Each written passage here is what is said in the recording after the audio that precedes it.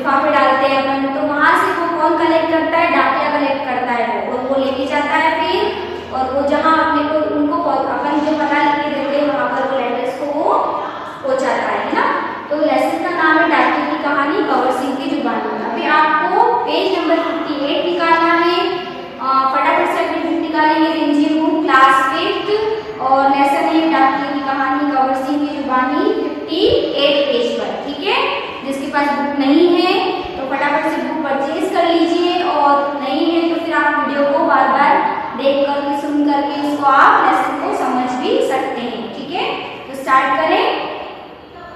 Okay, Shimla की माल road पर general post office से अभी पोस्ट ऑफिस के एक कमरे में डाक छाटने का काम चल रहा है। सुबह के 11:30 बजे खिड़की से गुनगुनी धूप झांककर आ रही है। इस धूप का मजा लेते हुए 2 पैकर और 3 महिला डाकिया फटाफट डाक छाटने का काम कर रहे हैं। वहीं पर मैंने सरकार से पुरस्कार पाने वाले डाकिया कंवर सिंह जी से बात की, और यही बातचीत आगे दी जा रही है। ओके, तो इनको क्या है, सरकार की तरफ से इनको पुरस्कार मिला हुआ है, किसको? कंवर सिंह को। किसको? कंवर सिंह। तो उनके बारे में जो बातें हुई हैं, उनसे जो बातचीत हुई है, उसके बारे में इस लेसन में बताया गया है। तो हम स्टार्ट कर रहे हैं। ओके, आपका शुभ नाम? मेरा नाम कंवर सिंह है। मैं हिमाचल प्रदेश के शिमला जिले के लेरवा गांव का निवासी हूँ। मेरी उम्र 45 साल है। फिर उसके बाद सेकंड क्वेश्चन है, आपके परिवार में कौन कौन है, उनके बारे में कुछ बताइए। मेरे 4 बच्चे हैं, 3 लड़कियां हैं और 1 लड़का। 2 लड़कियों की शादी हो चुकी है। मेरा एक बेटा भी था, वह मेरे गांव में एक पहाड़ी से लकड़ियां लाते हुए गिर गया और जिसकी मौत हो गई। उसके बाद थर्ड क्वेश्चन है, आपके बेटे के साथ जो हुआ उसका हमें बहुत दुख है। आपके इलाके में इस तरह की कई घटनाएं क्या अक्सर होती है? ये सब उनसे क्या किए जा रहे हैं? क्वेश्चन पूछे जा रहे हैं। जैसे किसी का इंटरव्यू लेते हैं अपन, तो सामने वाला अपने से क्वेश्चन पूछता है और अपन उसके आंसर देते हैं। तो इसी तरह से डाकिया कंवर सिंह से क्या किए जा रहे हैं? क्वेश्चन पूछे जा रहे हैं। जो क्वेश्चन इनसे पूछे जा रहे हैं उनका आंसर अपने को दे रहे हैं। अब इसके बाद में थर्ड क्वेश्चन, आपके बेटे के साथ जो हुआ उसका हमें बहुत दुख है। आपके इलाके में इस तरह की घटनाएं क्या अक्सर होती है? तो उन्होंने क्या बोला? जी, ऐसी घटनाएं का होना असाधारण नहीं है। यहाँ हर साल मिर्ची दलान या ढाबों के पास घास काटते हुए कई औरतें गिर करके मर जाती है। फिर भी यहाँ ऐसे ही रास्तों से चलना पड़ता है क्योंकि दूसरे कोई रास्ते होते ही नहीं है। हमारे गाँव में अभी तक बस नहीं पहुँच पाती है। हिमाचल में हजारों ऐसे गाँव हैं जहाँ पैदल चलकर ही जाना पड़ता है ना। अब उसके बाद फोर्थ क्वेश्चन, फिर आपके बच्चे पढ़ने कैसे जाते हैं? तो उन्होंने क्या बोला?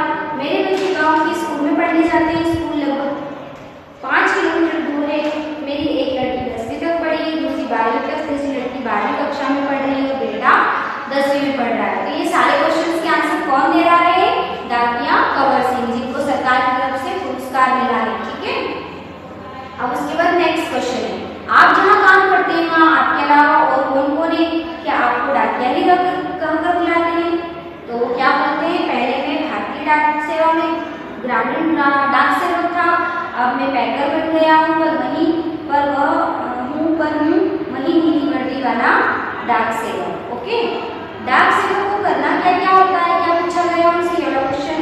मुझे बहुत से काम करने होते हैं, चिट्ठियाँ, रजिस्टर पत्र, पार्सल, बिल, बूढ़े लोगों की पेंशन आदि छोड़ने में गाँव जाता हूँ। तो कौन कौन से काम करने होते हैं उन्होंने ये बताया। और उसके बाद नेक्स्ट क्वेश्चन है, क्या यह सब अभी भी करना पड़ता है?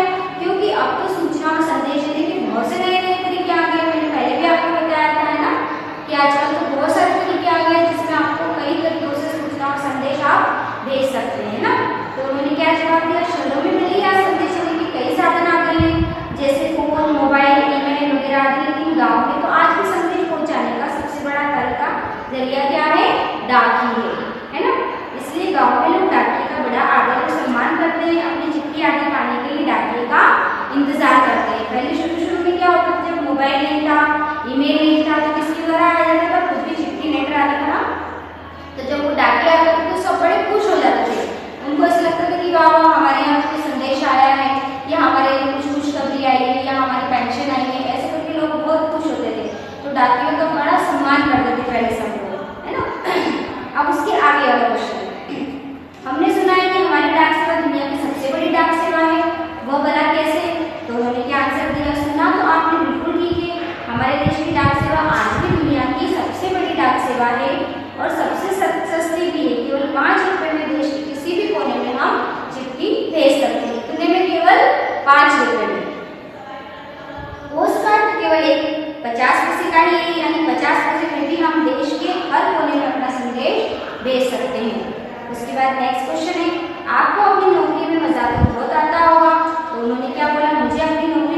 अच्छी लगती है जब मैं दूर नौकरी करने वाले सिपाही को मनियारा लेकर उसके घर पहुंचता हूँ तो उसके बूढ़े माँ बाप का खुशी भरा चेहरा देखने की बनता है। ऐसे ही जब मैं किसी रजिस्टर पत्र पहुंच जाता हूँ जिसमें कभी रिजल्ट कभी नियुक्ति पत्र होता है तो लोग बहुत ही खुश होते हैं। बूढ़े दादा बूढ़ी नानी को पेंशन के पैसे मिलने पर बहुत ही खुश होते हैं। 6 महीनों तक वे मेरा इसके इंतजार करते रहते हैं। हिमाचल में बूढ़े लोगों को पेंशन हर 6 महीने के बाद में इकट्ठी ही दी जाती है। ठीक है, 6 महीने में उनको एक बार मिलती है हिमाचल प्रदेश में। कहाँ पर? हिमाचल प्रदेश में पेंशन। उसके बाद आगे वाला क्वेश्चन है, आपके शुरू से इस डाकघर में काम कर उन्होंने क्या करा? शुरू में तो मैंने लाहौर स्थित जिले में टिब्बर गांव में 3 साल तक नौकरी की। यह हिमाचल का सबसे ऊंचा गांव है।